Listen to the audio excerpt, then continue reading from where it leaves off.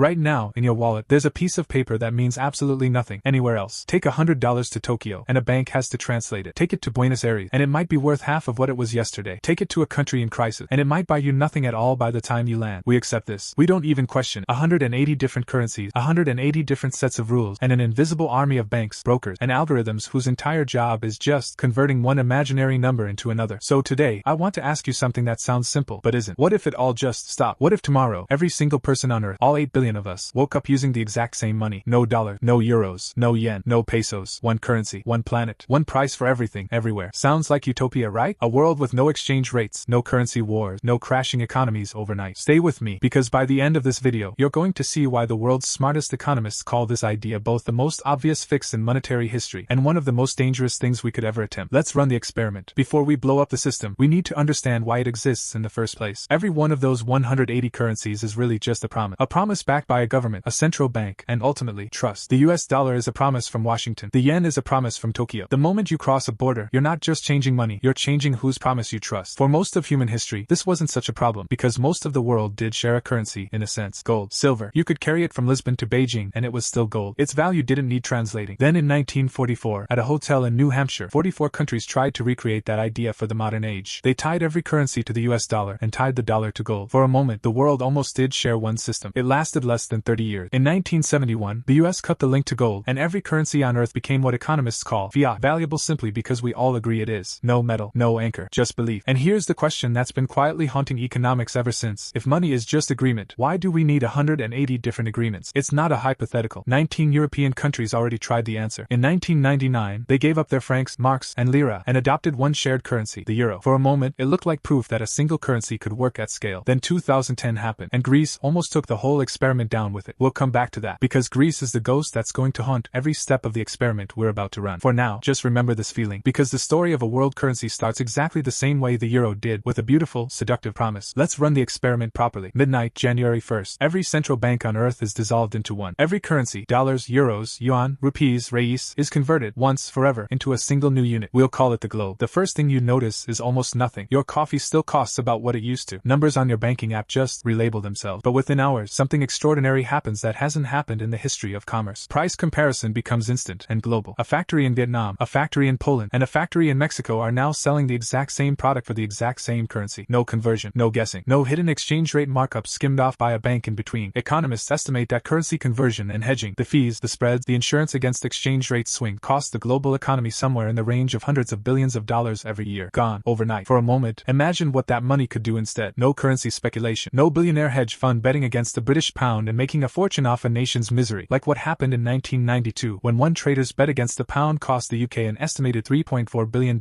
in a single day. In our new world, that trade doesn't exist anymore. There's nothing left to bet again. One currency means there's no gap to exploit. But here's the first crack in our utopia, and it's a crack that's about to become a canyon. If there's no currency to bet against, it also means there's no currency to adjust. And that single sentence is about to break entire countries. To understand what just broke, you need to understand the one job a national currency secretly does better than almost anything else. It's a shock absorber. Imagine a country whose main export, say, oil, or coffee, or semiconductors, suddenly crashes in price. If that country has its own currency, something automatic happens. The currency weakens. Imports get more expensive, exports get cheaper, and painfully, slowly, the economy rebalances itself. It's ugly, but it worked, like a fever breaking. Now imagine that same shock, but the currency can't weaken, because it's not a national currency anymore. It's the globe, shared with Germany, with Japan, with Nigeria, with Brazil. The country can't devalue its way out of trouble. There's no escape valve. This is exactly what happened to Greece in the euro. When the 2008 financial crisis hit, Greece couldn't do what it had always done before, quietly devalue the drachma, make its exports cheaper, and inflate its way out of debt. It didn't have a drachma anymore. It had the euro, and the euro was Germany's currency too, and Germany was fine. So instead of a currency adjustment, Greece got years of brutal austerity, wage cuts, pension cuts, unemployment above 25%. Real people, real suffering, because the tool that normally absorbs this kind of pain had been taken away. Now scale that story up. Not 19 European countries with roughly similar economies, but 195 countries, rich and poor, oil exporters and oil importers, manufacturing giants and tourism-dependent islands. A single world currency doesn't just remove exchange rate chaos. It removes the one tool countries have used for centuries to survive their worst economic moments. So who sets the interest rate for this new global currency? Who decides if it's too strong or too weak? That question alone might be the most dangerous sentence in this entire video. Let's say we get past the economic. Let's say we somehow design a currency flexible enough to handle both Switzerland and Somalia. There's still one impossible question left. Who controls it? Every currency needs someone setting interest rates, deciding how much to print, deciding how to respond to a crisis. For the dollar, that's the Federal Federal Reserve, accountable, eventually, to American voters. For the euro, it's the European Central Bank, accountable to European institutions. For the globe, it would need a single institution more powerful than any government that has ever existed. A central bank for 8 billion people, making decisions that could tip an election in Brazil, trigger a recession in Kenya, or bail out a bank in Frankfurt, all with the same policy lever. And here's the uncomfortable truth economists rarely say out loud: whoever effectively controls that institution controls the economic fate of the entire planet. History gives us a clue about how that goes. When the euro launched, smaller economies didn't get an equal seat at the table in practice. Policy tended to follow the needs of the largest economies, especially Germany and France. The countries with the most economic weight had, unofficially, the loudest voice. Now imagine that dynamic, but globally. Would interest rates be set for the needs of the United States, the European Union, China? Would the world's poorest nations, the ones least equipped to absorb a bad policy decision, get a say at all? Sovereignty isn't just about flags and borders. It's about a government's ability to respond to its own people's crisis, in its own way, on its own timeline. A single global currency doesn't just unify money, it unifies power. And in economic, just like in politics, concentrated power has a track record of benefiting whoever's already standing closest to it. So let's be honest about outcome. In this experiment, who actually comes out ahead? Global trade wins, almost certainly. Companies save enormously on currency conversion and hedging costs. Small businesses that once avoided international customers because of exchange rate risks suddenly have access to the entire planet. Tourists never again lose money to a bad airport currency kiosk. Migrant workers win too. Right now, people sending money home to family abroad lose a meaningful chunk of it to remittance fees and conversion spreads. In some corridors, well into the double-digit percentages. In a single currency world, that friction mostly disappears. But here's who loses. Every country that ever used a weak or unstable currency to protect itself loses that protection. Developing economies often rely on currency flexibility to stay competitive. Cheaper currency, cheaper exports, more jobs. Lock them into a strong global currency, calibrated for wealthier economies, and their exports can become instantly less competitive. Factories close, unemployment rise, and there's no currency lever left to pull. National governments lose independent monetary policy. Permanent. No more emergency rate cuts tailored to a local recession. No more controlled inflation to ease a debt burden. Every one of those levers now belongs to a global authority answering to everyone, which in practice can mean answering to no one in particular. And currency traders, obviously, lose an entire industry. The nearly $7 trillion a day foreign exchange market, the largest financial market on earth, simply ceases to exist. So here's where the experiment leaves us. Astonishing efficiency for global trade and everyday people moving money across borders, purchased at the cost of the one mechanism nations have always used to survive their own worst days. Here's the twist. We don't actually need to wait for a single world government to try this experiment, because in quiet, unofficial ways, it's already underway. In several countries with unstable local currencies, people already price big purchases, cars, houses, rent, in US dollars. Unofficially, the dollar has quietly become a shadow world currency for a huge share of global trade and saving, without a single vote ever being cast. And now, dollar-pegged digital currencies are moving that same idea onto the internet, instant, borderless, and usable by anyone with a phone, no bank or government approval required. So maybe the real question was never, what if the world shared one currency? Maybe the real question is, which currency, and whose central bank quietly becomes the world's default, one unofficial transaction at a time? Because history suggests unification doesn't usually arrive by treaty, it arrives by habit. So, would a single world currency save us from currency wars, exchange fees, and decades of financial chaos? Or would it just hand ultimate economic power to whoever already holds the most of it? I think the honest answer is, it would do both at the exact same time. That's the uncomfortable part of every experiment on this channel. There's rarely a clean winner, just a different set of people paying the price. Let me know in the comments, if the world did switch to one currency tomorrow, would you trust the people in charge of it? And if this experiment made you think differently about the money in your pocket right now, you're going to want to see what happens in the next one.